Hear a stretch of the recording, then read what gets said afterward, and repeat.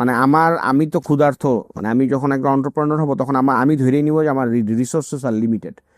সেইখানে আমি সেই লোকদেরই অনবোর্ড করব যারা সুপার সিরিয়াস, সেই লোকদেরই অনবোর্ড করব যাদের জন্য জবটা ম্যাটার করে, সেই লোকদেরই করব যে সকালবেলা ওইটা ওর মাথায় একটাই চিন্তা থাকবে যে এই চাকরিতে আমার যাইতে হবে, নাহলে আমার ফ্যামিলির আমি নেক্সট মান্থে কি দিতে পারবো না।